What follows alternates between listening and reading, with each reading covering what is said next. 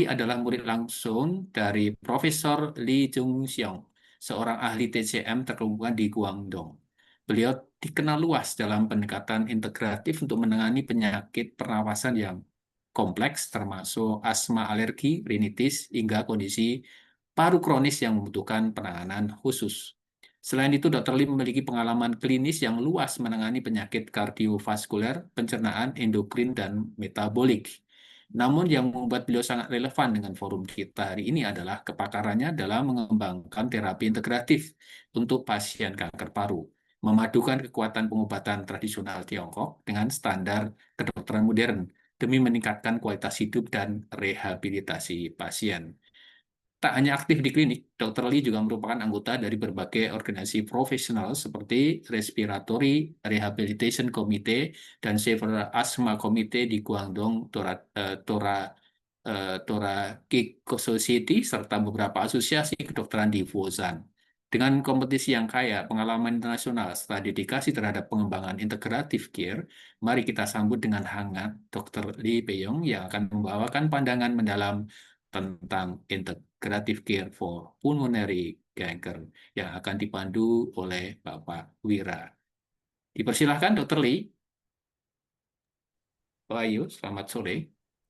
李老师你好，可以看。Ya, silahkan Pak Wira untuk memandu. OK，李老师，李培勇老师你好。Kita ada waktu 50 menit ya, karena tadi sudah dipangkas waktunya. Sedikit dipangkas, 50-55 menit. Silakan. Dokter Lee Peyungnya lagi offline kayaknya. Oh, lagi off ya. Ya, baik. Kita nanti sampai 16, kemudian waktunya cukup ya. 李主任，李培勇老师，你好，嗨嗨哎，你嗨，好，你好，哎， Alhamdulillah. Ya, 好，我们在这里分享 PPT 好吗？对，那个网络有点卡，刚才好，哦，没事。 Mas Sore, 好， Dr. Lee. Silakan, 啊 kita sambut Dr. Lee. Silakan. PPT-nya lagi di loading。OK，好了，李老师可以开始。好， Ya, terima kasih. 好，那也很高兴再次跟印尼的同行哈，大家我们在这的下午进行这种学术的交流。那前面那个教授已经讲了肺癌的这种相关的这种包括它的那个危险因素也好，它的评估也好，它的这种诊断跟治疗也好，它的讲得非常详细了啊。那我今天就是侧重于这种中医方面的一些内容，所以我今天讲的一个题目是肺癌中西结合诊治的一个方案。 Selamat siang semuanya. Dokter Lee hari ini akan berbicara tentang pengobatan TCM terhadap kanker paru, karena pengobatan medis baratnya sudah dijelaskan dengan sangat baik tadi dengan pembicara sebelumnya. Kita mulai. Next page. OK。李老师。好，那我们从5个方面进行一个交流啊。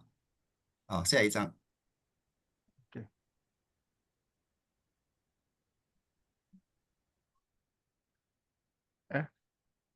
下一章。 yang satu yang tadi itu 有点卡，前面有点卡，前面 next 不是 next 往前，前面往前这个下一页吗？老师。最前面，你那个最前面还有一个 C 的内容，对，在下一章。 atas lagi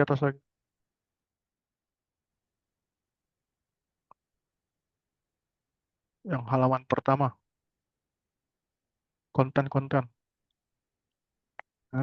对，下一章。那个那如果从对，这个对，这因为肺癌我们哎呀，你下一章， next 好，next。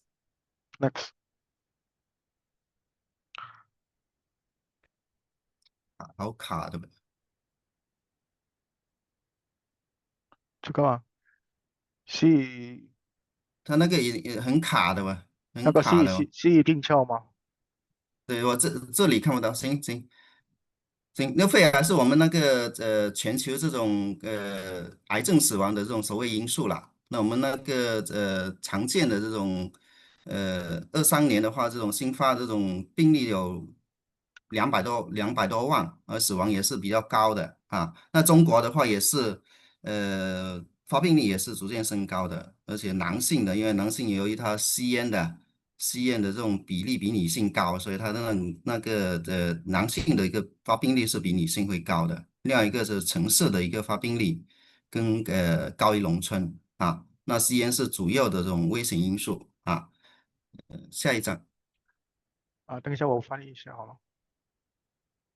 它有点卡哎，等一下我先翻译一下刚才你说什么，是吗？可以吗？啊，好好好啊好。ini menurut kanker paru di dunia itu kasusnya lumayan tinggi 2,2 juta dan juga di Tiongkok sana itu merupakan kasus yang lumayan tinggi juga.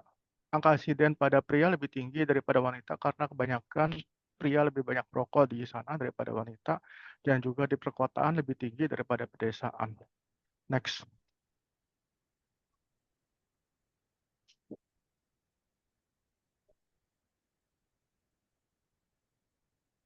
好，那哎，病理的话，前面教授已经讲过了，就是包括了这种非小细胞跟小细胞一个肺癌啊。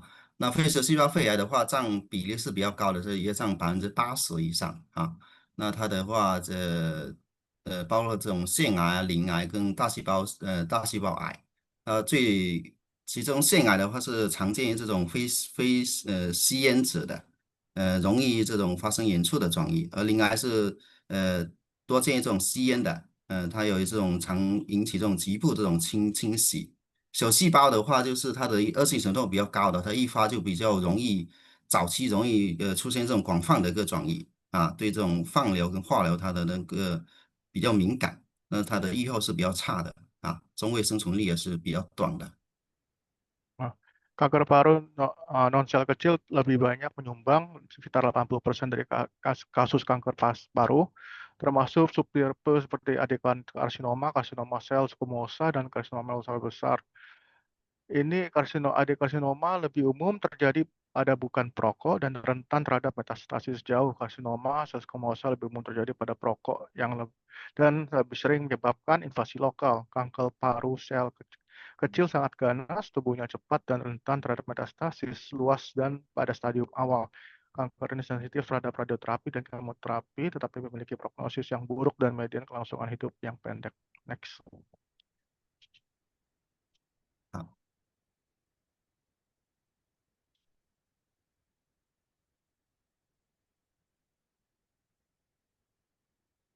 Ya, ya, 危险因素的话，前啊前面已经说了，教授已经说了，其实就是吸烟啊，吸烟，因为整个一个大量吸烟的这种肺癌的发病率是比不吸烟的话就高了10到30倍左右的，因为它烟雾里面这种焦油啊、尼古丁啊，对于这种肺的这种损伤，诱发这种癌变。另外一个就是我们说的一个空气的一个污染，主要是空气污染，还有这种职业的这种暴露。Oke. Merokok merupakan faktor risiko yang signifikan terhadap kanker paru-paru. Perokok berat jangka panjang memiliki tingkat kejadian kanker paru 10-30 kali lebih tinggi daripada bukan perokok. Zat berbahayanya dalam rokok seperti tar nikotin dapat merusak jaringan paru-paru dan memicu kanker. Faktor lingkungan seperti polusi udara dan paparan pekerjaan seperti asbes, arsenik, dan lain-lain juga meningkatkan risiko kanker paru dan juga meningkatkannya secara signifikan pada orang yang terpapar polusi secara kronis. Next.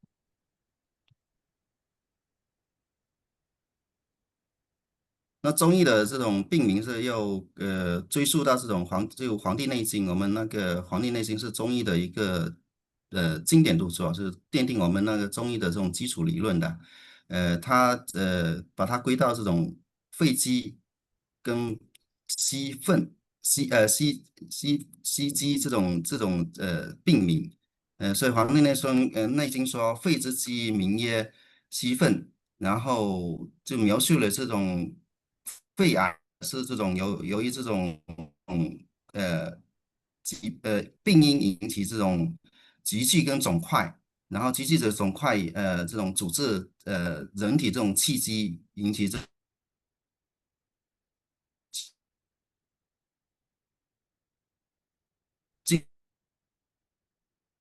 Wah, bagus banget. 关于杂病的一个所。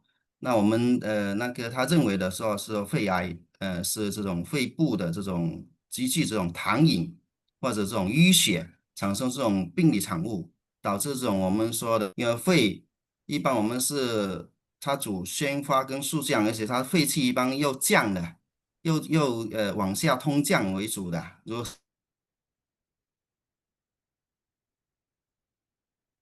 肺气由于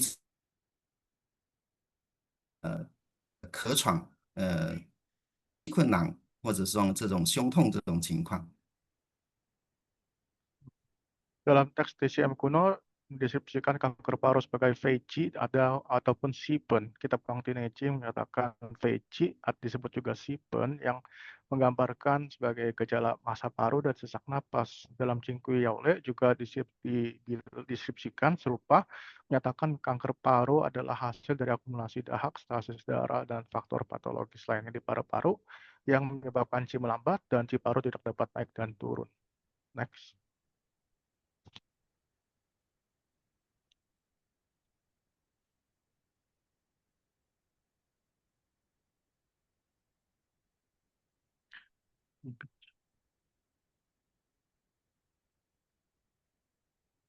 那中医的这种针对这种肺癌的话，它那个有它的病因病机是这样的，一般就是它呃体质虚的，然后体虚跟血清是肺癌的这种重要的一个内在因素。如果是一个人的这种体质，就我们的正气是足的话，都是不会发生这种疾病的哈。我们中医所谓的正气存内，邪不可干，邪之所凑，其气必虚。那如果是一个人的气不足，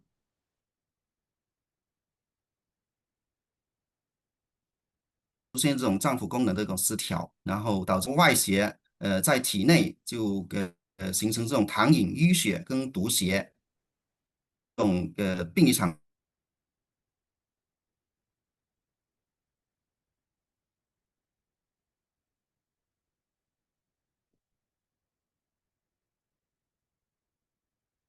们这种糖瘾毒又相互作用，然后导致这种肺的这种我们所谓的这种气体气血啊运行慢，然后堆积在肺部形成这种癌肿。这个是中医对肺癌的病因病机这种描述啊。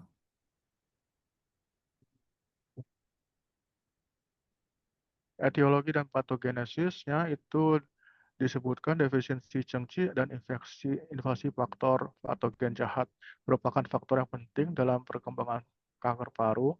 Kekurangan cengci menyebabkan disfungsi cangfu dan lemahnya pertahanan tubuh terhadap patogen eksternal yang memungkinkan patogen eksternal masuk ke dalam tubuh, yaitu dahak lembab, stasis darah, dan patogen toksik bergabung satu sama lain menyebabkan radian paru dan membentuk akumulasi.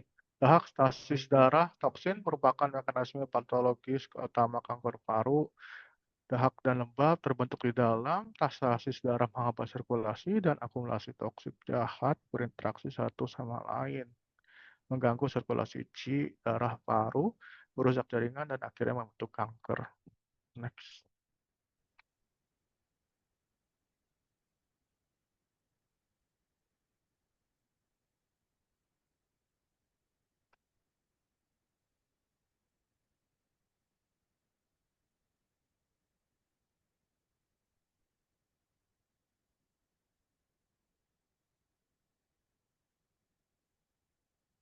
那它的话跟脏腑的功能主要是跟肺、脾、肾的这种脏腑功能相关的，因为我们中医认为的话，这种糖饮水湿主要的这种脏器是跟肺脾肾相关的啊，因为肺主这种脾主升糖之源，肺就是储藏之器，那这种我们说的它的水液代谢跟这三个脏器有关系的啊，又肾又主水，所以它那个整个他认为的话就是跟肺脾肾有关啊。为升糖之源，肾为藏啊，脾虚的话升糖，肾虚的话，也是出现这种糖湿的上泛，这种肺气加重这种肺癌病情。Gambaran hubungannya adalah paru-paru berkaitan erat dengan kelima organ cangkok dalam tubuh. Paru mengendalikan qi dan pernapasan serta berinteraksi dengan limpa, ginjal, dan organ cangkok lainnya. Limpa adalah sumber dahak dan ginjal adalah tempat penyimpanan zinc. Defisiensi limpa menghasilkan dahak, defisiensi ginjal menurunkan fungsi penyerapan, menyebabkan dahak dan lembab naik, mempengaruhi penurunan qi paru, dan memperparah kanker paru. Next.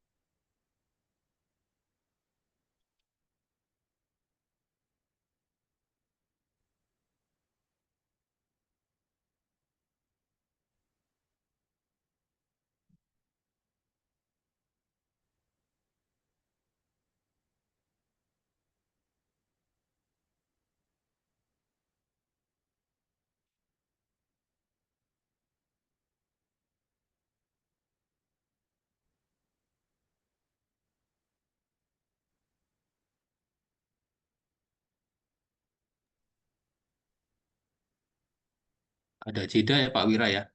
Iya. Ya, ya. 哦，Jaringan ya. 李老师，网络不好吗？还是 Eh, videonya di ini aja, dimatiin? dimatiin beliau ya. Dokter Lee dimatiin supaya kuat ya.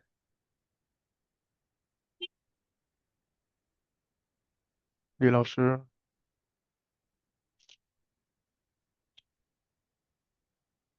Itu bentar ya.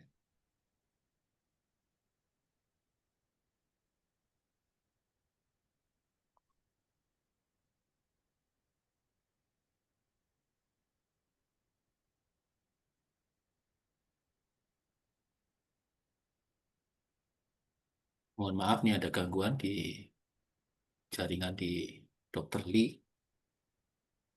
Lagi berusaha connect kembali beliau. Para sahabat sehat silahkan chat ya. Kalau memang ada pertanyaan nanti setelah sesi ini kita akan ada Q&A. Silahkan dok. OK，李老师，嗨，刚才有掉线了，哈哈。嗯嗯嗯好，Ya. 那我们继续啊。嗯那主要流传表现就包括了咳嗽、咳血跟胸痛啊。那这种的话，跟其他这种呼吸系统这种疾病的话，它那个呃都是有的。但是我们要注意的话，就是这种卡血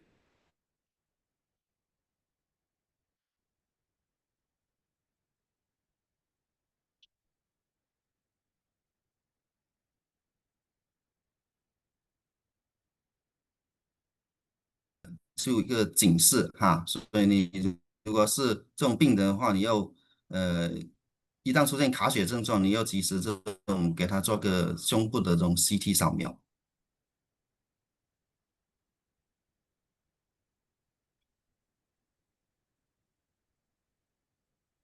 卡住了哎，李老师可以关掉你的头像，可以好一些吗？啊。好。可以关掉你的我就把录像先关了，是吧？没有啊？对，你的头像，你的好好好，我嗯我先把录像关了啊，好啊，好，这样好一点吗？嗯，对对，这样好一点，不然老是卡住。嗯好，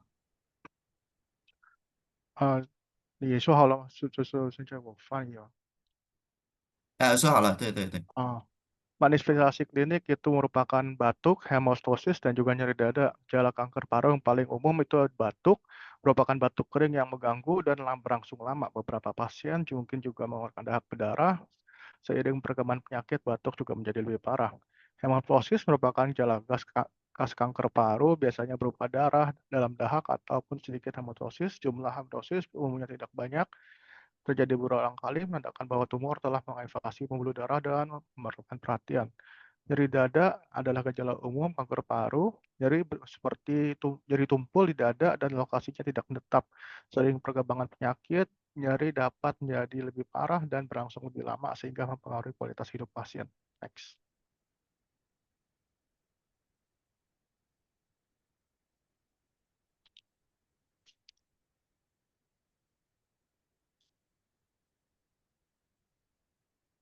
好，哦，李老师。好。那我们那个影像的一个诊断是肯定就是一个胸部的 CT 了啊。那胸部 CT 作为这种诊断跟早期筛查这种主要的一个那个手段啊。那我们如果是早期的话，可以发现这种会的这种小的这种，然后可以及早这种处理啊。如果后期的话，可以进行一个评估，可以评估它有没有这种纵隔淋巴结的这种转移啊。Oke. Diagnosa pencitraan medis ini salah satunya adalah pemeriksaan CT scan. CT scan cara penting untuk mendiagnosis kanker paru stadium awal dapat tampak sebagai nodul paru kecil pada CT dengan tapi yang jelas dan tidak atau teratur. Untuk kanker paru stadium tengah, CT dapat menunjukkan infeksi tumor ke jaringan serta metastasis kelenjar getah bening, mediastinum, dan lain-lain yang membantu menilai luas stadium tumor serta memberikan dasar untuk memilih opsi perawatan. Next.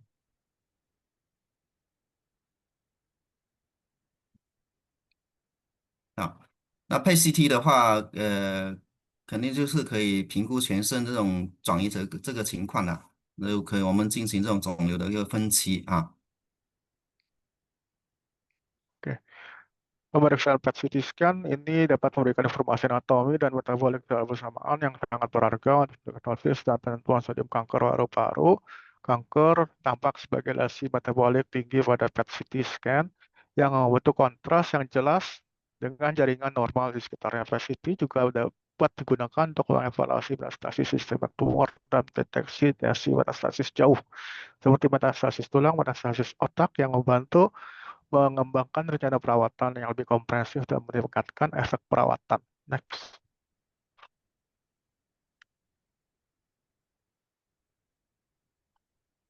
那除了这种 CT 啊，CT 只是一个初步的这种评估，那我们确诊肯定是要做活检啊。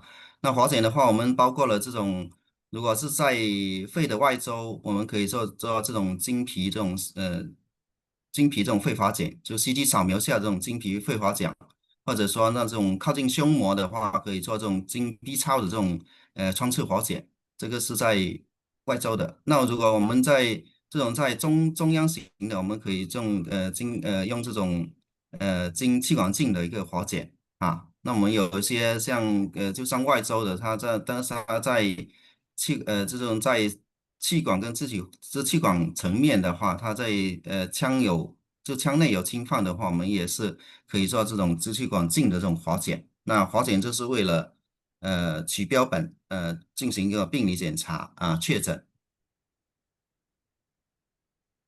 Diagnosis patologis itu ada perbandingan metode biopsi. Biopsi tusukan merupakan metode yang digunakan untuk diagnosis patologis kanker paru, termasuk biopsi tusukan paru perkutan dan biopsi bronkoskopi. Biopsi tusukan perkutan cocok untuk lesi paru perifer dan operasi relatif sederhana, tetapi dapat resiko komplikasi seperti pendarahan dan pneumotraks.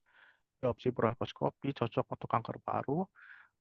Biopsi ini dapat mengamati lesi di saluran napas secara langsung dan mengambil spesimen ringan, tetapi membutuhkan teknik operasi dan peralatan yang tinggi dan tingkat positif diagnostik untuk kanker paru yang perifer yang relatif rendah. Next. 好。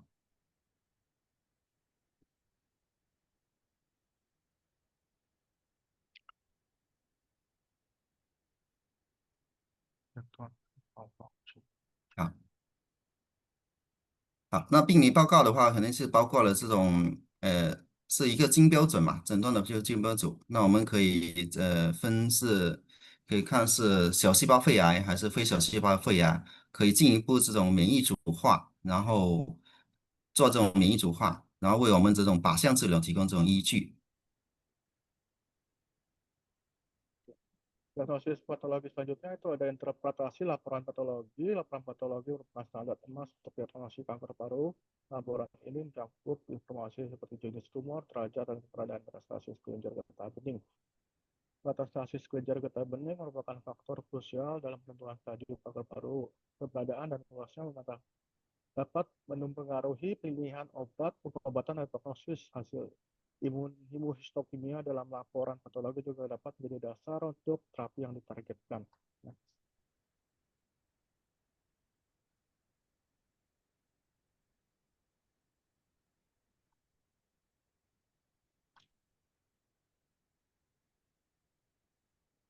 Nah,那我们肿瘤这种 TMN 这种分期也是比较重要的，因为为什么要进行分期，就是为了治疗嘛。因为有些通过分期我们可以进行这种比如1期、2期，那可能是倾向于手术的。那后面的话就是这种包括靶向啊、免疫啊、放疗啊、化疗啊这种处理了。所以 TNA 的分期是为了这种治疗啊。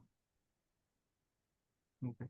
Sistem staging ini terbagi menjadi pembagian sederhana staging TMM. Staging TMM adalah standar internasional untuk stadium paru-paru.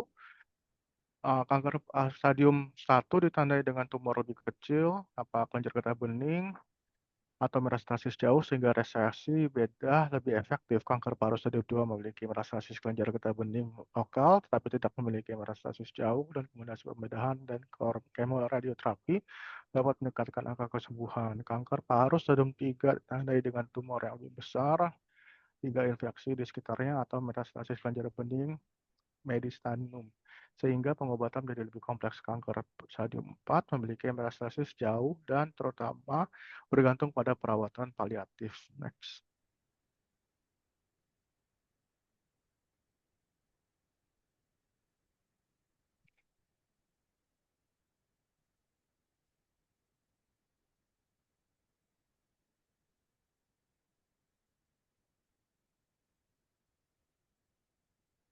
好，刚才已经说过了，分期是为了这种治疗的啊。那我们早期的肯定是可以手术，肯定是要做手术的啊，不论是中医还是西医啊。那个中期的话，可能就是手术联合这种放化疗或者靶向治疗的。那后期的话，就是这种晚期的话是姑息为主的，就通过这种综合这种治疗了啊，可以这种缓解症状，延存他的病人的这种生存率哈。Pentingnya staging bagi pengobatan kanker paru merupakan faktor kunci dalam mengembangkan rencana perawatan. Kanker paru stadium awal terutama ditangani dengan reaksi bedah.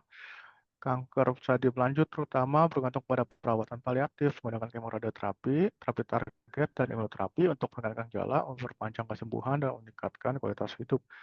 Stadium juga dapat digunakan untuk menilai prognosis dan memandu harapan pasien dan keluarga. Next.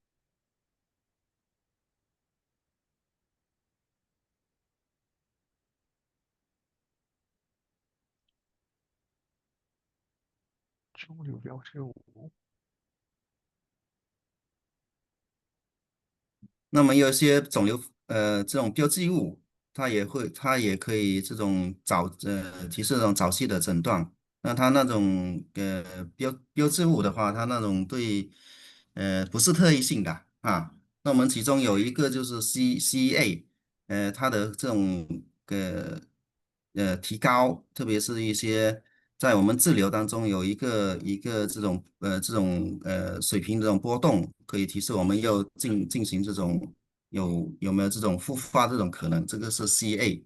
其他的话，要联合来看，但它总的是不是这种强推荐，它是这种只是一个提示作用哈，提示我们有进一步这种检查。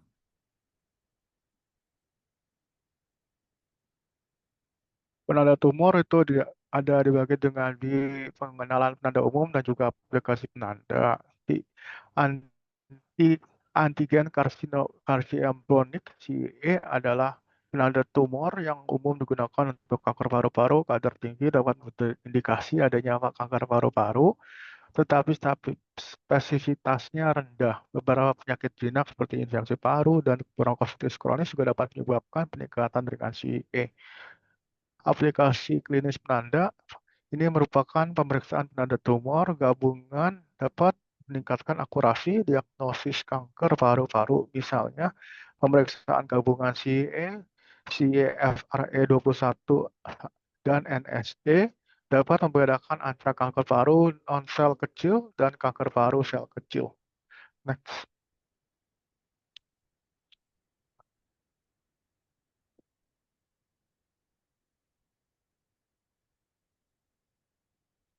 那现在我们来看一下它这种中医的这种辨证的这种分型啊。首先，中医的话就是通过这种视诊啊，收集这种视诊这种资料，就包括了望诊。那望诊望哪里？望病人，主要望病人的面试啊。那面试的话，我们看到他那种，因为他肺癌病人一般都是这种，呃，通俗讲就是这种垃圾产物，就是糖瘾堆在这种身体里面。那它堆积之后，它表现为在外面这种真相的话，就是可能看见这种，我们看到脸是偏黑的啊，然后那个他的生石头，他看到那个石头是暗的，就很暗的，就这种提示这种，我们说这种血液循环不好，就那个石是暗的，苔是腻的啊，这个时候是提示它里面有糖瘾，有淤血堵在里面啊，这种反映它的一种病理状态。另外一个的话，就后期的话，像病人的话，他会很消瘦，整个消瘦。那我们一说就没有神气，整个都是精气神比较差的。那这种话题是他这种正气不足，气血亏虚啊。所以我们通过望诊可以初步了解病人的一般情况，是属于这种气虚这种正虚为主，还是属于这种糖瘾病理产物，就是这种结石为主啊。那闻的话，肯定是看病人的话，就是如果是干咳为主的，声音嘶哑的，那我们说里面可能中医提示里面的肺的这种津液不足，我们说的肺阴不足啊，肺阴不足。如果是这种咳的声音很重浊，然后痰很多的，那前面说的也是前面也是看到这种舌苔很厚腻的，那这种话提示里面有痰湿堵在里面啊，那我们就是治疗要往这一方面去靠。那如果是这种滑动就气喘啊，就是稍微动一下就喘，然后大汗淋漓了，那这种我们说是跟他的肺气有关系，可能就这种由于这种病，就是我们的这种邪气导致这种肺气的这种亏虚，时间长导致肺气亏虚，或者说后期可能不止肺气亏虚，可能包括这种脾气跟肾气的一个亏虚哈，这个是一个闻诊哈。那后面还有一个就是切诊啊，Oke, siap, Pak. Diagnosa diagnosa TCM ada 4, yaitu yang pertama diagnosa pengobatan observasi. Diagnosa pengobatan observasi melihat yang penting adalah penglihatan muka, penglihatan lidah, dan juga penglihatan kulit ya. Dari situ lihat lidahnya itu kebanyakan pasien berwarna agak sedikit gelap, berwarna ungu tua, dan lapisannya baru minyak. Ini menunjukkan adanya stasis darah dan juga adanya akumulasi dahak dan lemak. Sedangkan untuk kulitnya yang agak kekuningan ataupun agak gelap dan juga penurunan berat badan menunjukkan defisiensi cangci dan darah. Juga ini menunjukkan diagnosis yang lebih serius. Pengamatan diagnosa memberikan penilaian awal. Ini juga dapat melihat kondisi pasien yang udah sampai bagaimana. Diagnosi kedua adalah diagnosi auskultasi. Ini batuk merupakan komponen diagnosi auskultasi penting. Kanker paru biasanya mengalami batuk, sering tersedak, suaranya serak. Ini mengindikasi adanya defisiensi paru dan jin paru terluka. Suara dahak yang berat dan keruh indikasi lembab dan menyumbat dahak paru. Sesak napas dan mengi adalah indikasi adanya defisiensi paru, fungsi paru menurun dan kondisi yang lebih serius. Next. 嗯。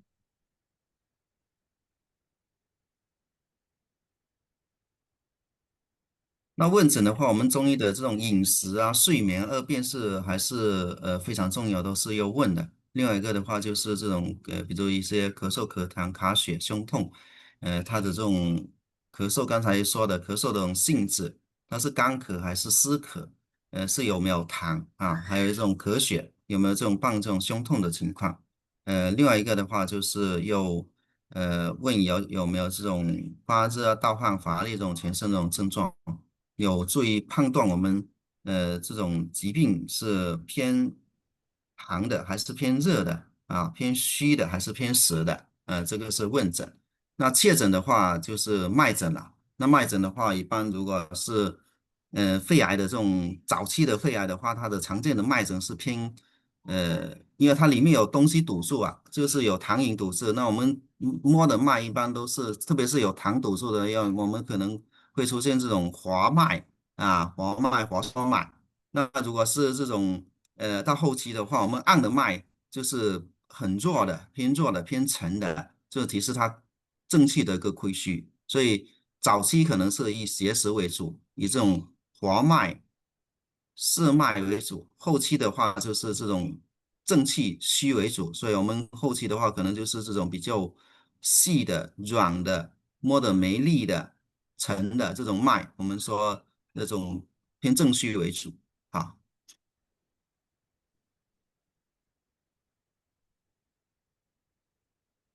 Oke. Ini selanjutnya ada diagnosia anamnesa dilakukan dengan menanya gejala pasien termasuk batuk, paroxysputum, henostosis, dan nyeri dada. Setelah memahami tingkat keparahan dan juga si gejala itu, kita dapat menyimpulkan tingkat keparahan dan juga tanya tentang pola makan, tidur, BAB, BAK juga harus ditanyakan untuk memahami kondisi cengci. Pertanyaan seperti demam keringat malam, stamina dapat membantu menentukan apakah mereka mengalami defisiensi yin, panas dalam, atau defisiensi qi. Ini semua merupakan dasar membedakan sindrom. Ada lagi diagnosa palpasi. Diagnosa palpasi pada pasien kanker paru biasanya memiliki nadinya yang licin, cepat, dan tipis lemah. Nadi licin menunjukkan adanya penumpukan dahak dan panas di dalam tubuh, sementara nadi lemah menunjukkan defisiensi qi dan darah. Diagnosa palpasi mengungkapkan sirkulasi qi dan darah meningkat dan janji patogen jahat. Perubahan nadi mencerminkan dinamika kondisi, misalkan perubahan dari nadi licin menjadi nadi tipis lemah menunjukkan memburuknya kondisi dan defisiensi cengci. Kondisi nadi sebaliknya menunjukkan adanya perbaikan. Next.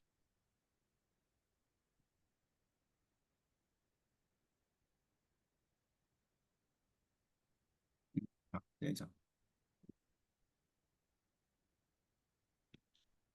那我们辩证的这种分型，就是中医比较讲究辩证。那我们辩证分型一般，刚开始我们中早期的话，这种邪实为主。那邪实的话，就包括了糖饮跟血瘀。我们前面说这种病因是糖饮主肺。那糖饮的话，什么叫糖饮？就是其实就是水，就里面这种水多了，因为由于这种脾胃这种运化不好。然后它的这种水湿堵在里面啊，水湿堵在里面。那水湿的话，如果是表现为这种痰是比较黏腻的，然后水湿堵在里面，它这种肺的这种宣发速项功能失常的话，就会出现这种胸闷气憋啊。还有一个就是它的前面刚才说的这种石头，他看到这种石头是比较腻的，很厚很腻的这种石苔。这个是我们说我们中医说有糖饮。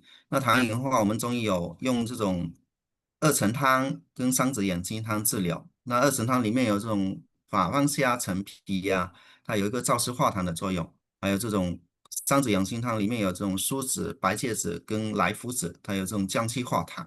那这种的话，它可以呃消糖饮哈。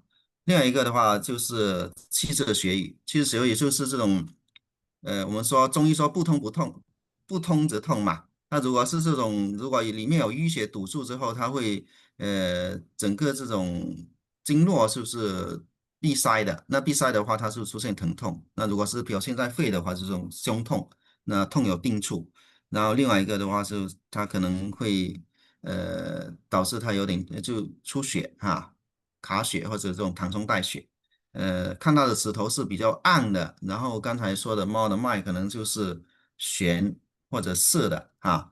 那我们这个时候用这种理气活血啊、化瘀止痛的这种方法，我们用这种血府逐瘀汤。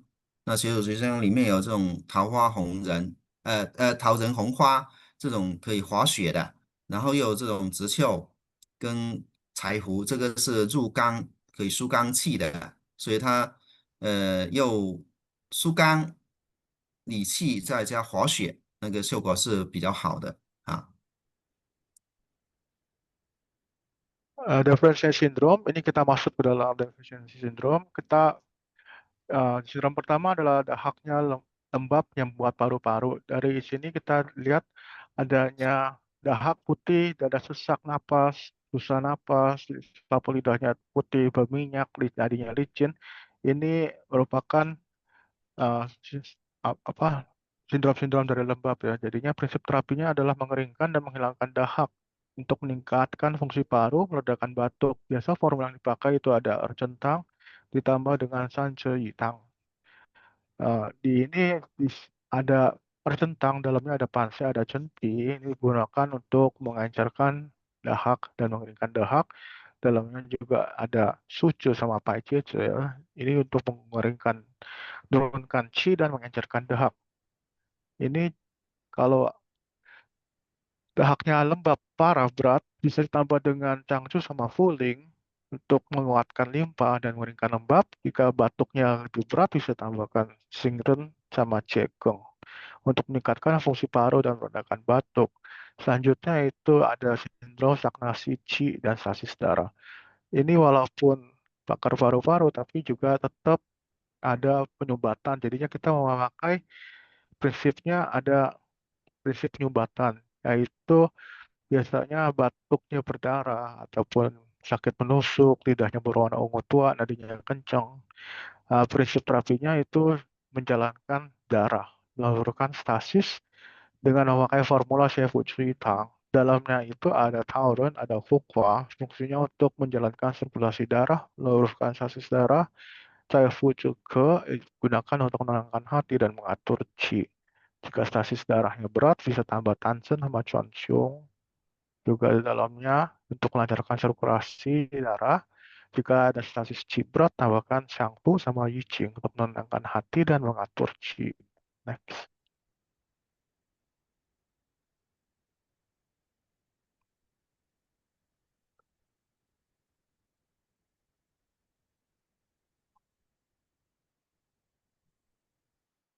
那到中后期的话，我们一般都是有正虚的啊。那正虚的话，一般有阴虚毒结，还有这种气阴两虚啊。那阴虚毒结的话，一般我们表现为这种咳嗽没有痰啊，然后要阴虚有内热。从我们中医说阴虚嘛，阴虚会生内热，所以它会有这种看到这种手心发热啊，或者盗汗啊，看到的石头是没有什么石胎的，摸的脉是比较细的、硕的。那这个时候我们用这种养阴清热，解毒上解的方法，我们可以用沙参麦冬和一个五味修毒啊。那其中这种沙参麦冬有这种养肺润肺的作用，然后有这种里面有五味修毒的话，这种金银花、野菊花这种有清热解毒这种作用啊。那我们可以配合这种有抗肿瘤这种这种我们说的这种上节的这些药物，比如一些白花石草啊、棒枝莲呐、或者一些这种滑血这些药物，因为它后期它可能有正虚，但是它可能标识也还在，就是前面这种糖瘾、糖湿跟淤血都还在，所以这种话我们又在补正气的同时又那个驱邪时哈。那到后面的话就是气阴两虚了。那气阴两虚的话，表现这种我们说可能人体这种能量状态不足的，就不足的状态，就是会出现这种气短没力啊，没有精神啊，然后稍微走路就气喘啊，然后看到的石子是淡的，脉摸的是很弱的啊。那这个时候我们用这种又补肺气，养肺阴的一些方法，我们用这种补肺汤和这种生脉饮啊，这种治疗啊。那我们里面这种包括了人参、麦冬这种养养气阴的，然后北芪、白术这种补肺气的啊，这种治疗来恢复它的这种正气，达到这种治病的这种效果。Selanjutnya kita ada sindrom panas toksik defisiensi yin dan juga defisiensi qi dan yin. Gejala utamanya dari sindrom panas toksik defisiensi yin itu ada batuk kering, berdahak atau terdapat dahak darah. Ini ada juga usin panas, keringat malam, lidah merah, eh, lidah selaput lidahnya tipis, putih, nadinya tipis.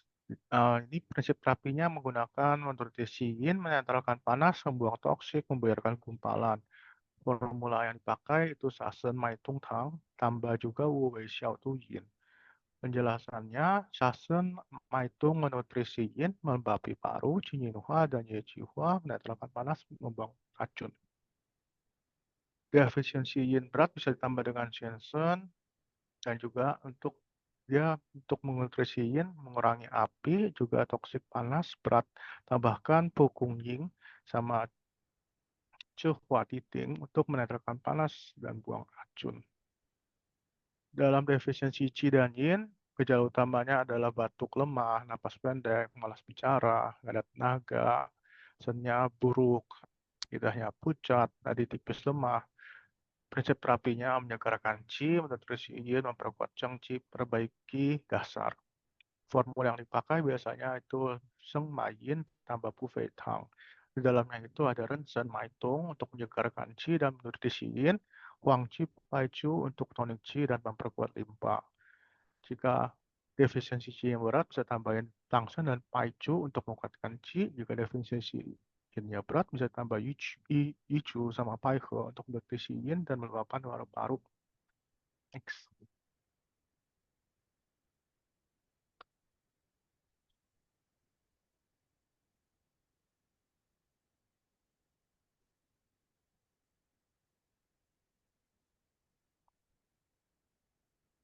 李老师。那这边诊断的话，肯定就是根据这种它的这种症状，然后它的这种体征，还有这种 CT 检查或者这种病理检查进行这种确诊啊，这个是前面教授已经讲过，就不赘述了。Oke, diagnosis banding ini sudah dijelaskan dengan pembicara sebelumnya. Ya biasanya itu harus dibedakan dari penyakit lain-lainnya seperti tuberkulosis paru dan abses paru, dan juga mungkin dengan pemeriksaan Long-Stronsen dan juga pemeriksaan lebih lanjut dapat melihat perbedaan antara berbagai macam penyakitnya dan lebih merujuk ke sakit mana. Next.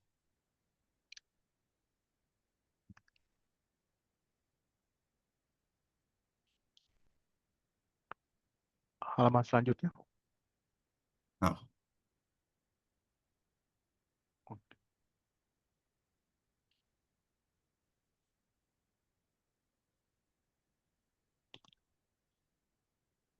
西医的话就其实包括了手术，然后这种靶向免疫跟这种放化疗。那前面的教授也是也讲得很清楚，就西医的话我也不讲了，就是后面的话，翻译的话你看一下，那后面有一个这种呃，包括这种化疗后这种我们中医的这种干预，那可以到那一章。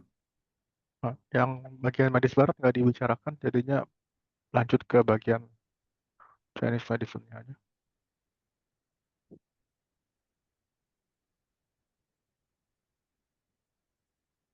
下一张啊，这个是靶向，下一张啊，下一张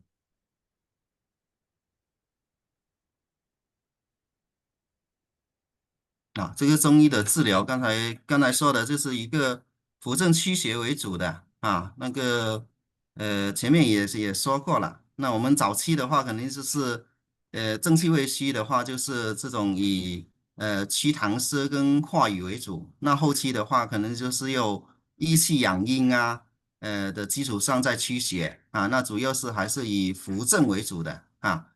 那前面这些已经也说过了，前面这些说过了。那我们Next. 来，进可以 Next. next next。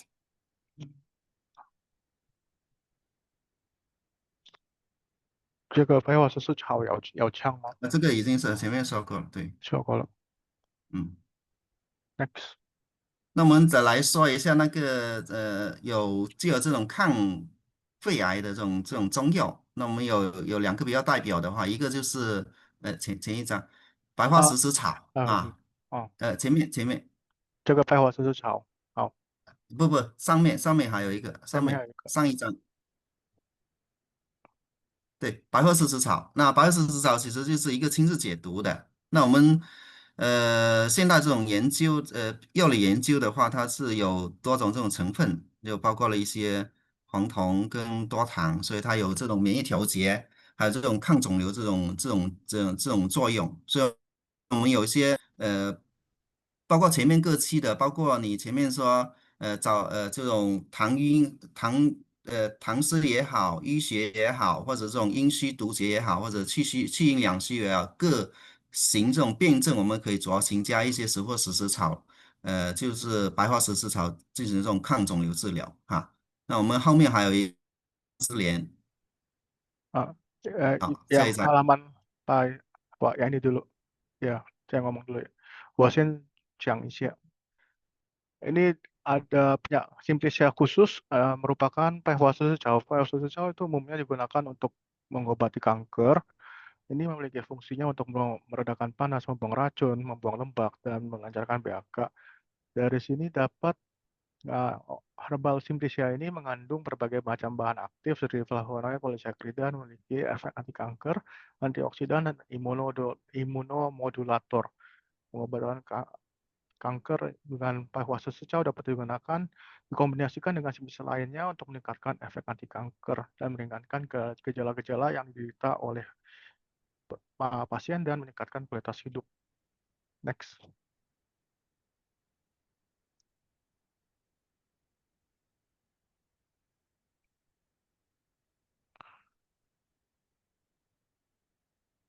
好，下一张。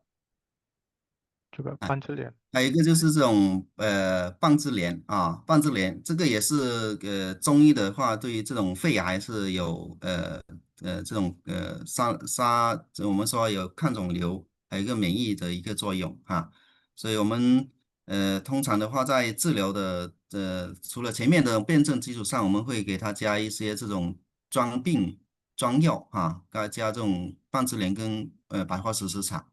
进行这种增强这种抗肿瘤的效果，减轻症状。那一般它的量是比较大的，一般都是到15到30克，一般是用到30克。那有些这两个都是偏凉的，那这种后期的话是这种病人后期这种，比如一些气虚比较明显。那怎么叫做气虚比较明显？就是这种整个呈这种恶病质啊，或者这种手脚冰冷啊。还有那个气短啊、出汗多啊、那个大便溏泻啊，这种的话，可能就是它的量会相对会少一点，因为它偏凉的，它可能会，如果你太大的话，它会损伤脾胃啊。Oh, Pancelian ini juga merupakan salah satu herbal khusus Simplicia yang memiliki fungsi untuk meredakan panas, membuang racun, melarutkan stasis darah, dan melancarkan pembuangan lembab. Ini menurut penelitian farmakologis modern menunjukkan berbagai macam bahan aktif seperti alkaloid, flavonoid, dan memiliki efek anti kanker, antiinflamasi, dan imunodulator.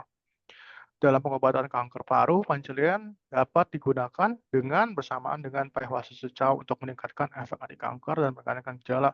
Dosis yang dipakai itu biasanya 15-30 gram. Akan tetapi biasanya ini dipakainya dengan dosis yang agak tinggi ya, sampai 30 gram. Ini juga dapat dikombinasikan dengan spesial lain untuk meningkatkan efektivitas dan kecepatan terapi. Akan tetapi perlu diingat apabila pasiennya memiliki sindrom seperti uh, lebabnya terlalu berat ataupun apa, ini lebih baik jangan terlalu tinggi dosisnya, dapat dikurangi. Next. 啊，再一次，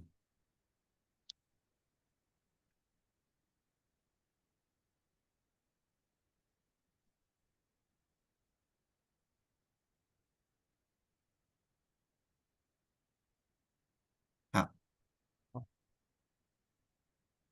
好，那其他的包括这种针灸啊，针灸跟针灸，那针灸是也是中医比较特色这种治疗，它就是起到这种辅助的一个疗法啦，它也是可以调节这种人体这种气血阴阳啊，更平衡，增强这种体质，增强抗病能力。那我们如果是最常见的穴位，是可以使用这种肺腧跟太阴，或者后期的话可以选这种呃补益的，像什么光元气海啊、足三里这种我们说以补虚的，温阳补虚为主的这种穴位啊，可以起到一个辅助这种治疗的效果。Terapi tambahannya termasuk akupuntur. Akupuntur itu sangat baik untuk membantu keseimbangan qi dan darah, yin dalam tubuh, untuk meningkatkan daya tahan tubuh. Titik titik akupuntur yang umum biasa dipakai untuk kanker paru itu kebanyakan adalah Feishu dengan juga Taiyan. Ini bagus untuk membantu fungsi paru dan juga menaikkan daya tahan tubuh. Bisa juga dibantu dengan titik-titik lainnya yang dapat membantu menaikkan qi dan juga menaikkan uh, daya tahan tubuh lainnya. Next.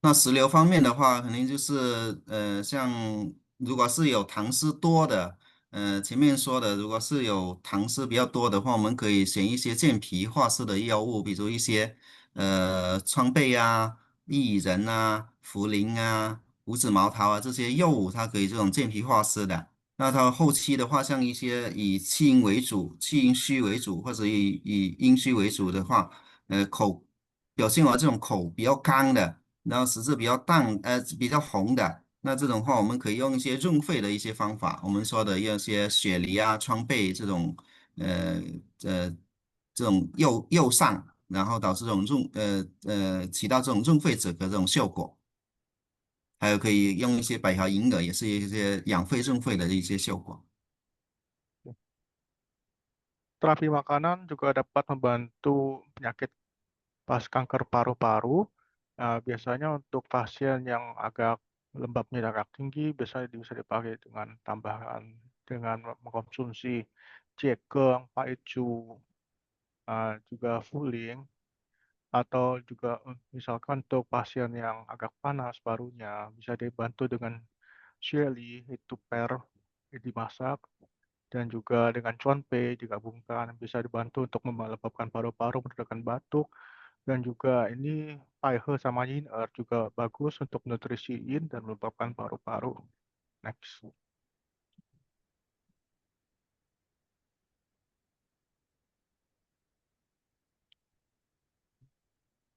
好，这里还要补充一点，就是我们中医对这种比如一些西医的治疗，比如我们有一些化疗后这种胃肠道反应啊，我们也有很好的一个效果，就是前面讲的这种针灸，它也是有这种对这种，比如一些你用了这种化疗药啊，或者一些这种药物之后，它引起这种胃肠道反应很重的话，我们用一些针灸或者一些中药的方法，也是起到这种内外合治这种效果还是比较好。另外一个的话，就是有一些呃化疗之后这种出现这种骨髓抑制，那骨髓抑制从中医的角度讲的话，可能我们说是可能是不是伤了我们肺跟肾。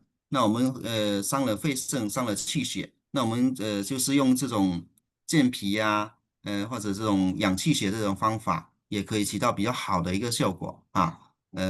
到后期的话，如果是健脾氧气血效果不是很好，我们还可以用一些补肾的方法，因为我们中医说精血同源嘛，就肾是主精的，所以说它因为除了补肾生精，然后益气血的一个方法，然后这种治疗我们这种骨髓抑制啊，我们这种化疗后的一个骨髓抑制的这些病症，也是效果是比较好的。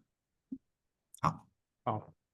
Oh, ada sedikit tambahan dari Profesor. Ini untuk pasien yang sudah terapi dan mengalami efek samping seperti tidak enak badan, panas, atau mual, muntah dapat ditambahkan dengan terapi akupuntur itu ataupun juga dengan minum obat-obat tradisional Chinese medicine itu sangat baik dan dapat membantu meningkatkan kondisi tubuh, stamina daya tahan tubuhnya. Misalkan kalau yang untuk stadium lanjut, misalkan itu dapat dibantu dengan konsumsi obat tradisional medicine yang bersifat meningkatkan daya tahan tubuh dan juga meningkatkan yang ginjal karena kan itu mengganggu qingnya. Jadi dengan meningkatkan yang ginjal jadi meningkatkan qing ginjal jadinya efek samping tersebut menjadi lebih minimal. Demikian dari Profesor Lee Pei-yong. Terima kasih.